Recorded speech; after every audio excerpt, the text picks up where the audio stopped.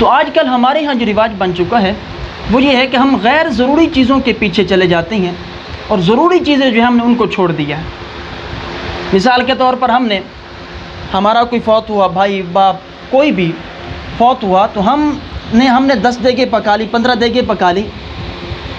अगरचे ये अजर सवाब का काम है, लेकिन ये उस वक़्त बंदा करे जब उसने मैयत को एक दफ़ा बरी करा दिया है। मैयत के जो हम पर हुकूक हैं उन हुकूक को क्या कर दिया, हमने अदा कर दिया, तब ये काम कर सकता है। उसके इसाले सवाब के लिए, उसकी दर्जात की बुलंदी के लिए ये बंदा ये काम कर सकता है। मैयत के जो हम पर हुकूक हैं, जो फौत हुआ, हमारा भाई है, बाप है, जो फौत हो, उसके हम पर 4 हुकूक हैं। उनमें से पहला हक़ जो है वो तजहीज़ व तकफ़ीन का है कि उसकी कफ़न, दफन, इन तमाम चीज़ों का इंतज़ाम करना है, उसका पहला हक़ है। और ये पहला हक़ जो अदा करना है, उसने जो तरका छोड़ा है उसी के तरके में से उन्होंने पहला हक़ अदा करना है, तजहीज़ व तकफ़ीन का। और ये मुनासिब तरीके से अदा करना है, जो है ना मुतवस्सित तरीके से, ना को ज़्यादा इसके अंदर ख़र्च करना है एक दो का, और ना ही बिल्कुल क्या करना, तंग दस्ती से, कंजूसी से काम लेना है, ये दोनों काम नहीं करना। और इसी तरह उसी के तरके में से क्या करना है, तजहीज़ व तकफ़ीन का काम करना है। कुछ दिन पहले जो है ना ये वाक़या सुनने में आया है कि एक भाई गया दुकान से, उनके यहाँ पहले उनका खाता था, ये जो भी तरतीब थी, वहाँ पर गया दुकान से, उसने वालिद फौत हुआ था, कफ़न दफन का सारा सामान ले आया। उस वक्त उसने पैसे नहीं दिए, वापस आ गया। जब वापस आया तो उसने कहा 3-4 दिनों तक आप दे देंगे, हम निज़ाम सारा मुकम्मल कर लें। तो 3-4 दिनों बाद गया, फिर उसने कहा कि अभी तो मेरे पास ज़्यादा नहीं है, तो बाद में हम दे देंगे आपको। इसी तरह 1 महीने बाद गया, फिर उसने यही बात की। तो जब एक दूसरी मरतबा गया, तो दुकानदार ने कहा कि आप लेके गए सामान लेके गए तो पैसे दें। तो उसने आगे से जो जवाब दिया कि मेरे दूसरे भाई नहीं, उनसे नहीं मांग सकते आप। तो भाई ये किसी पर कोई एहसान नहीं है, या किसी के लिए ज़रूरी नहीं है कि वो उसके लिए क्या करे, ख़र्च करे। मैयत ने जो तरका छोड़े उसी के तरके में से तजहीज़ व तकफ़ीन का काम करे बना, और वो मुनासिब तरीके से, मुतवस्सित तरीके से जितना हो सके वो उसने करना है। दूसरा हक़ जो मैयत का उसके वरसा हैं उस पर है, वो है दुयून, कर्ज़े का, कर्ज़े अता करने। मैयत के ज़िम्मे जो कर्ज़े हैं, उसने तंदुरुस्ती की हालत में जो कर्ज़े लिए हैं पहले वो कर्ज़े अदा करेंगे। फिर बीमारी की हालत में जो उसने इकरार की हैं, या उसके इशारतन मालूम हुआ है कि उसने दवाइयाँ ली हैं, तो मालूम हुआ कि उन्होंने हमसे पैसे नहीं लिए, बेटों से पैसे नहीं, गोया कि वो उसने कर्ज़ ही लिया होगा।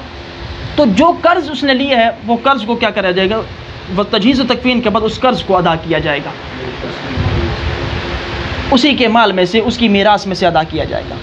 और तीसरा जो हक़ मीरास में से, उसके वर्से में से जो उसके वरसा पर है, तीसरा हक़ है उसकी वसीयत को पूरा करने का। उसकी वसीयत को क्या किया जाएगा, पूरा किया जाएगा।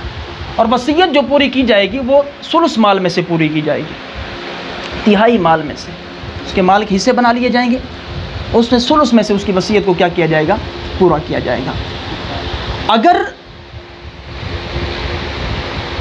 जो मैयत है उसने ज़िंदा होने की हालत में जो उसने वसीयत की है वो वसीयत सुलुस से ज़्यादा है, मसलन निस्फ़ के अंदर उसने क्या कर दी है, वसीयत की है, या कुल माल के अंदर ही वसीयत की है, तो उस सूरत में भी उसकी वसीयत को सुलुस में पूरा किया जाएगा, ना कि ज़्यादा में। हाँ, अगर जो बाकी वरसा हैं उन्होंने क्या कर लिया, इकरार कर दिया, कह दिया कि हम इस पर राज़ी हैं कि इस वसीयत को क्या किया जाए, पूरा किया जाए, चाहे सारा माल ही क्यों ना चला जाए, तो अदा कर सकते हैं। लेकिन ये है उस सूरत में अगर उनके अंदर कोई बच्चा मौजूद ना हो, नाबालिग ना हो।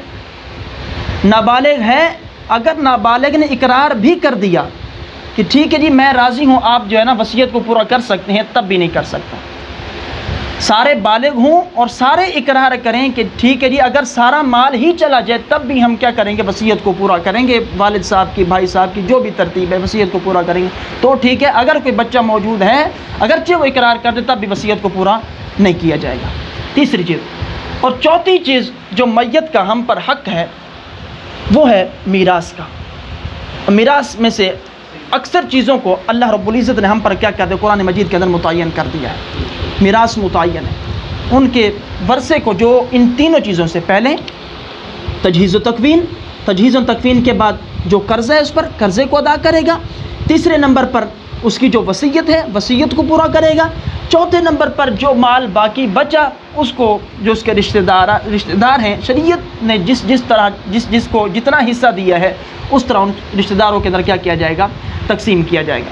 उसका आसान तरीका यही है कि आप जो है अपने बहन भाइयों की, वालिद फौत हुआ तो वालदा की, साथ जितने भी करीबी रिश्तेदार मौजूद हैं उन सारों की लिस्ट बनाकर किसी आलिम को, किसी मुफ्ती साहब को जो है वो लिस्ट दे दें और मुफ्ती साहब उसके मुताबिक आपको हिसाब करके देंगे और उसको क्या कर सकते हैं, तकसीम कर सकते उस तरीके से। तो ये आसान तरीका है कि आप जो है मैयत के जो हुकूक हैं हम पर, पहले उन हुकूक को क्या करें, अदा करें। पहला हक, दूसरा हक, तीसरा हक, चौथा हक, इनको तरतीबवार हमने पहले मैयत के जो हम पर हुकूक हैं उन हुकूक को पूरा करना है। उसके बाद अगर किसी का दिल करता है कि बाप के लिए खैरात करे, देगें पकवाए, खैरात करिए, अगर इखलास नीयत के साथ है तो इसाले सवाब की नीयत उसकी है तो इंशाल्लाह उसको अजर सवाब मिलेगा और उसके दर्जात क्या होंगे, बुलंद होंगे।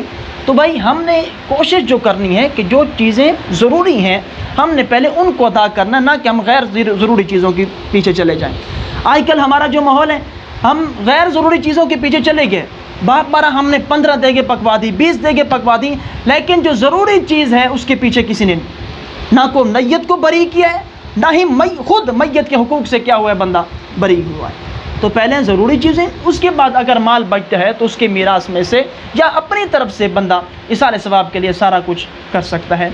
व आखिर दावाना अल्हम्दुलिल्लाहि रब्बिल आलमीन।